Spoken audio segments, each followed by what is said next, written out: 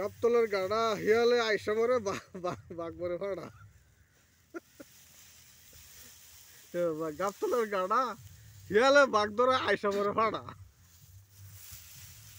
এক রাজার যে লইছে ইচ্ছা বড় লইছে, কলে যে নাকি আমার আহনা কথা শোনাবার হবো হেটেন বিয়ে হবো, মানে হ্যাঁ আহনা কথা শোনাই লাগে যেটা জীবনে না শুনছে আর কি।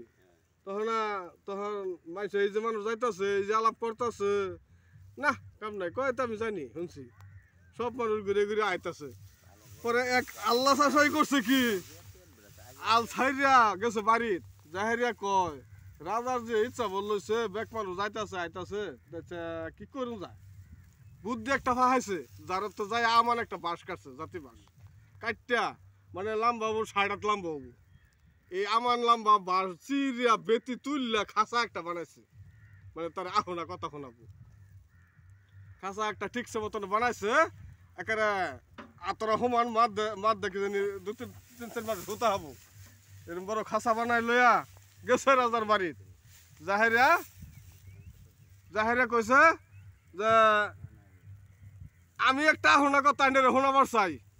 কলে শোনাও, কলে যদি আহনা কথা শোনাবার পাও তাহলে তোমার কাছে আমি বিয়া বমু, আল্লাহর জাল্লা নাই। তখন কইছে যে আন্যার বাপ থাকতে এই খাঁচা দেয় এক খাঁচা টেহা আনছিন, যদি শুনে তা শুন তাহলে দেন, আর যদি শুনছুন না তাহলে তো এটাই আহনা কথা। এইরকম বগা মধ্যে দেয়া বাজাইছে। ওখান তো যদি কয় যে হ্যাঁ শুনছি, তো টেহা তো এক খাঁচা দিন লাগবো, এক খাঁচা দিলে তো সেটার বাচ্চা। হ্যাঁ পরে এরকম ফেসা ফালাইয়া পরে করছে কি টেহা টোহা যা আছে সব হেরি পরে বিয়াই বই উঠছে। কি করবো ওই এক খাঁচা টেহা দিবার গেলে হ্যাঁ বেকারি হয়ে যায়, রাজা মাজা সব কাজ হয়ে যায়। পরে এই যে বিয়া করলো, আহনা কথার অভাব আছে নাকি? এরকম আরো বহুত ধরনের কথা আছে, কি শুনবেন দর্শকরা?